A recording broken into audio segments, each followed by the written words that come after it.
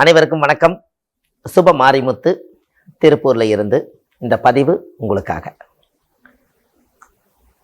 ரேவதி நட்சத்திரக்காரர்களை பத்தி இன்னைக்கு நான் பேச போறேன். இன்னைக்கு ஒரு அற்புதமான ஒரு சூட்சமத்தை இன்னைக்கு உங்களுக்கு நான் சொல்ல போறேன். இந்த ரேவதி நட்சத்திரம் இருக்கிறதுலேயே கடைசி நட்சத்திரம், 27வது நட்சத்திரம். அவங்க பாருங்க, தாயுடைய கருவறையில இருந்து தொப்புள் கொடி அறுக்கும் போது ரேவதி நட்சத்திரத்துல ஒருவர் பிறந்தா ஜாதகத்தை எடுத்து பாருங்க, புதன் திசையில தான் அவங்க பிறந்திருப்பாங்க. புதன் என்பது என்ன? புத்தி, அறிவு, கல்வி, ஞானம், வித்தை எல்லாம் புதன் தான். அந்த நட்சத்திரத்துல அவங்க பிறந்திருப்பாங்க. அவங்க வாழ்க்கையில அவங்களோட வாழ்க்கையில பாத்தீங்கன்னா அடுக்கடுக்கா 27 மாடி வச்சு கீழே தான் அவங்க நிக்கி. ரேவதி கடைசியில கீழே வந்துடும். அப்ப எல்லா சுமையும் அவங்க தான் சுமப்பாங்க, எல்லா கஷ்டத்தையும் அவங்களே எடுத்துக்குவாங்க. இந்த ரேவதி நட்சத்திரக்காரர்களுக்கு மட்டும் அந்த ஒரு பாக்கியம்.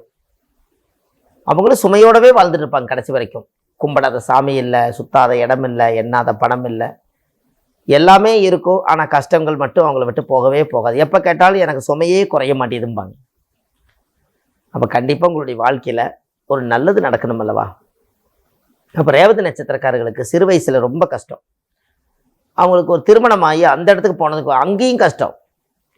அங்கே போயும் குழந்தைகள்லாம் பிறந்ததுக்கு அப்புறம் சுமைகளை செவந்துக்கிட்டே இருக்கக்கூடிய ஒரே நட்சத்திரம் ரேவதி தான். அப்போ இந்த ரேவதி நட்சத்திரக்காரருடைய வாழ்க்கையில் என்னைக்குத்தான் நம்ம தெளிவாகும் அப்படின்னு ஒரு கணக்கு இருக்கும் இல்லையா? எல்லாத்தினாலையும் தெளிவு கண்டிப்பாக கிடைக்கும். யாரா இருந்தாலும் தெளிவு கட்டாயம் கிடைக்கும். ஜாதகத்தில் இருக்கக்கூடிய நட்சத்திரத்தினுடைய தோஷங்களை நம்ம சரிப்படுத்தி விட்டால் கட்டாயம் நல்லா இருக்கும்.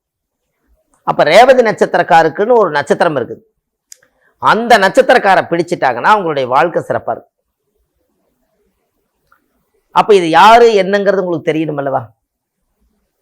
அப்போ ரேவதி நட்சத்திரத்தில் ஒருத்தர் பிறந்துட்டாங்கன்னா மிருகசீரிஷ நட்சத்திரக்காரை மட்டும் அவங்க பக்கபலமாக வச்சுட்டாங்கன்னா அவங்களுடைய வாழ்க்கையில மிகப்பெரிய முன்னேற்றம் ஏற்படும்.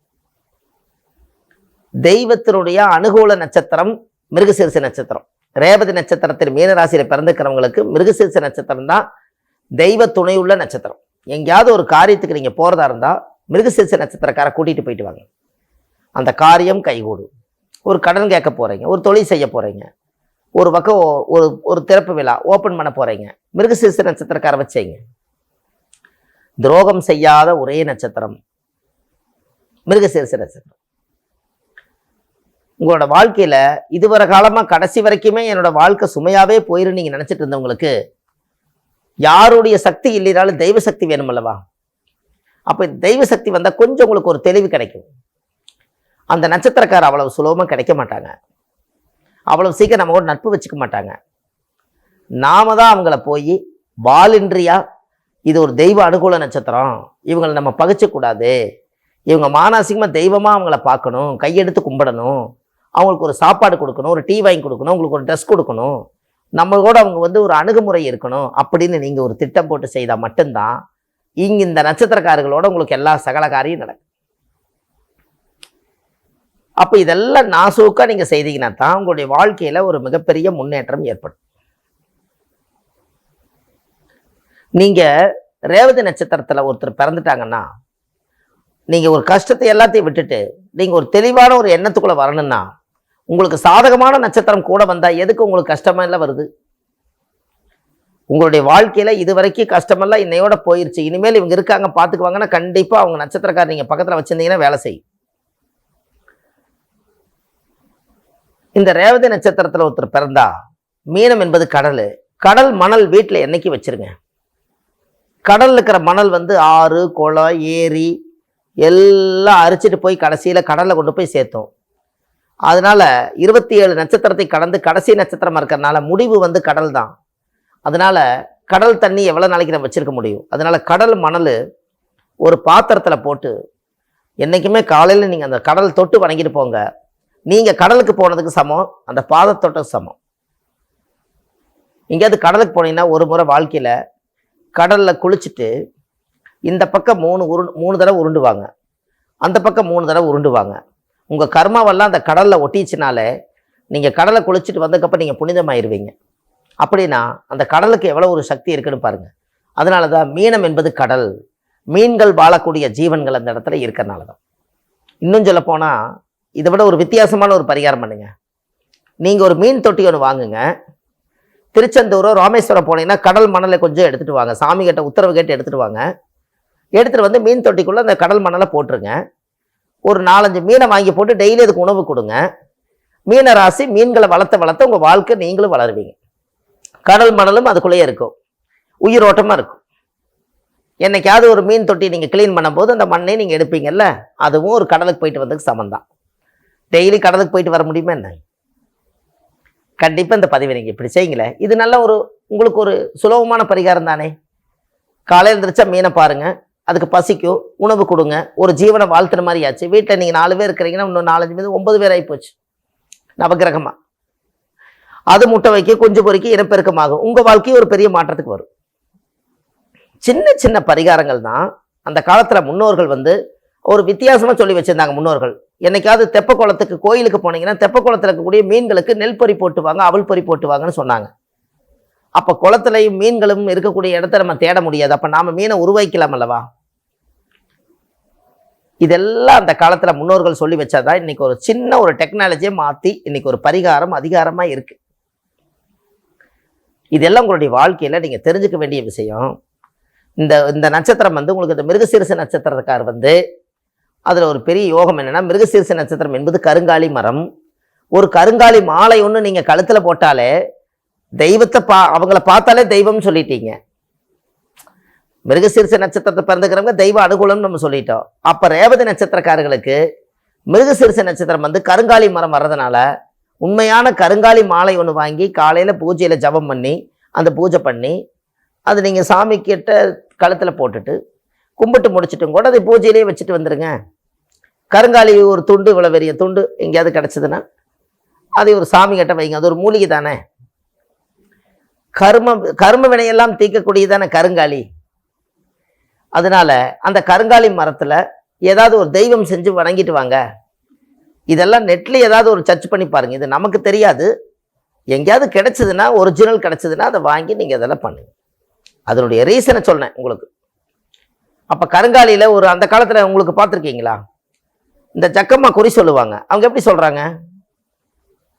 ஆனால் படப்பட சொல்லிடுவாங்க. அவங்க ஃபேமிலிக்குள்ள இருக்கிற அத்தனை பிரச்சனையும் சொல்லிடுவாங்க. நம்மளாவது ஜாதகத்தில் லக்னம் போட்டு கணிச்சு திசாபுத்தியெல்லாம் பிரித்து உட்காந்து கிளீனாக ஒவ்வொரு கட்டமாக எடுத்து கிளீனாக சொல்லி அப்புறம் மன நிறைவாகும்.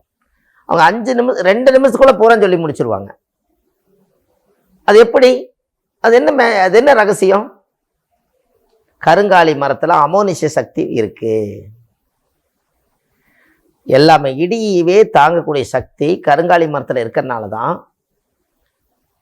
பெரிய பெரிய கோபுர கலசத்துக்குள்ள சென்டரில் ஓட்டை போட்டு கருங்காலி கட்டையை உள்ளே வச்சு தான் அந்த கோபுரத்துக்கு மேலே அந்த கருங்காலியை வச்சுருப்பாங்க.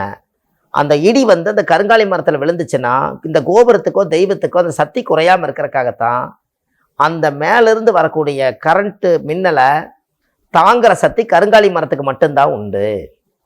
அதனால தான் முன்னோர்கள் லட்சக்கணக்கான மரத்தில் எந்த மரத்துக்கு அந்த வின் பவர் இருக்குதுன்னு சொல்லி முன்னோர்கள் அதை யோசித்து அந்த கருங்காலி மரத்தை ஒரு மரத்தை எடுத்துகிட்டு அதை தீட்டி அதை உருட்டி அந்த கலசத்துக்கு அளவாக ஒரு தொலை போட்டு ஓட்டை போட்டு அதை கரெக்டாக வச்சு அவங்க ஃபிட் பண்ணி வச்சதுனால கருங்காலி மரம் 1000 வருஷம் 5000 வருஷம் 10,000 வருஷத்துக்கு அப்படியே இருக்கும். அவ்வளோ ஒரு பவர். அதனால அந்த கோயிலும் 1000 வருஷம் 5000 வருஷம் 10,000 வருஷத்துக்கு இருக்கும். இன்னைக்கு வரைக்கும் அந்த ஒரிஜினல் கருங்காலி மரங்கிறது அதுதான். அப்போது அமோனிஷ சக்தி கடவுள்கிட்ட டைரெக்டாக அந்த பவர் எங்கே இறங்குது?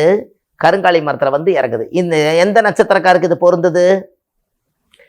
ரேவதி நட்சத்திரத்தில் பிறந்து மீனராசியில் பிறந்துக்கிறவங்களுக்கு தான் இந்த கருங்காலி பொருந்தது. அப்போ கருங்காலி மரத்திலிருந்து ஒரு சின்ன ஒரு விநாயகர் செஞ்சு வச்சிருந்தாலும் சரி, ஒரு முருகனை செஞ்சீங்கனாலும் சரி, ஒரு வேல் செஞ்சாலும் சரி, ஒரு சூலாயுதம் செஞ்சாலும் சரி, இல்லை நீங்கள் ஒரு மணி மாதிரி மாலை செஞ்சாலும் சரி, நீங்கள் கழுத்தில் போட்டுக்குங்க. போட்டு 1 மாதம் நீங்கள் பாருங்க. தெய்வ அனுகூலம் போகிற காரியம் ஒவ்வொரு நேரம் அந்த நட்சத்திரத்துக்காரர் நம்ம கூட்டிகிட்டு போக முடியலன்னா இந்த தெய்வ நட்சத்திரத்தினுடைய மூலிகை கழுத்தில் போட்டுக்கு தெய்வம் கூட வருது.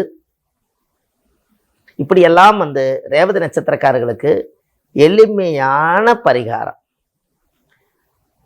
இதெல்லாம் வாழ்க்கையில் நீங்கள் எல்லாம் தெரிஞ்சுக்கணும். பெரிய பெரிய முன்னேற்றத்துக்கு உங்களால் ஏன் முடியாது? வாழ்க்கையில் பிறந்ததே நம்ம எதுக்காக? முற்பிறவியில் செய்த பாவத்தை இந்த பிறவியில மனித பிறப்பெடுத்து இருக்கிற கர்ம வினையெல்லாம் நம்ம தீர்த்து நாமளும் புனிதம் அடைஞ்சு நம்ம சந்ததிகளுக்கும் இந்த கர்ம வினையெல்லாம் தீர்த்து அவங்களையும் வாரிசுகளை புனிதப்படுத்தி இந்த ஆத்மா புனித ஆத்மாவா நம்மளுக்கு இந்த பூலோகத்தை விட்டு போறக்காகத்தானே முதல் பிறப்பெடுக்கிறோம். அதை தவிர நம்மளுக்கு என்ன வேலை? அதனால புண்ணியம் செய்வதற்கே புண்ணியம் செய்திருக்க வேண்டும். நம்மளோட நோக்கமே நிறைய புண்ணியம் பண்ணி வச்சால் மருந்தில்லாத நோய் வராம நம்ம பார்த்துக்கலாம், உடல் ஆரோக்கியமும் வச்சுக்கலாம். அதுக்கு தான் இந்த மூலிகையை இறைவன் ரகசியமா அதது பிரிச்சு வச்சிருக்காங்க. அதைய முன்னோர்கள் அந்த காலத்துல பஞ்சாங்கத்துல கொடுத்துருக்காங்க. இந்த நட்சத்திரத்துக்கு இந்த மூலிகைன்னு. அப்போ அது ஜென்ம நட்சத்திர மூலிகை நம்மளுக்கு வேண்டாம். உங்க நட்சத்திரத்துக்கு சாதகமான நட்சத்திரம், தெய்வ அனுகூல நட்சத்திரத்தினுடைய மூலிகை வச்ச தெய்வமே அங்க வருமல்ல. நம்ம தான் ஜென்ம நட்சத்திரமா போயிட்டுமே, ஜென்மத்தை இயக்கி நீங்க என்ன பண்ண போறீங்க? அதனாலதான் உங்க வாழ்க்கையில ஒரு பெரிய ஒரு முன்னேற்றம் காத்துட்டு இருக்குது. கண்டிப்பா இது உங்களோட போகாம ரேவதி நட்சத்திரத்துல பிறந்துக்கிறவங்க கண்டிப்பா உங்க வாழ்க்கையில இருப்பாங்க. அவங்களுக்கு இந்த பதிவை அனுப்புங்க. அவங்களுக்கும் ஒரு தெய்வ அனுகூலமான ஒரு மாலை வாங்கி கழுத்துல போடுவாங்க. ஒரு முருகர் சிலை ஏதோ ஒன்று கருங்காலியில் செஞ்சு வைப்பாங்க. இந்த பதிவை அனுப்பலைன்னா அவங்களுக்கு தெரியாமலே போயிடும். உங்களுடைய வாழ்க்கையில் இன்னமும் நீங்கள் நல்லா இருப்பீங்க. ஆன்லைன்லேயே நான் ஜாதகம் பார்க்குறேன். உங்களுடைய வாழ்க்கையில் ஒரு மிகப்பெரிய முன்னேற்றங்கள் எல்லாம் உங்கள் ஜாதகத்தை சுத்தப்படுத்தி வச்சுக்கோங்க. உங்கள் வாழ்க்கையில் நீங்கள் பிறக்கும் போது என்ன கர்மாவை நீங்கள் கொண்டு வந்தீங்களோ அதை கண்டுபிடிங்க.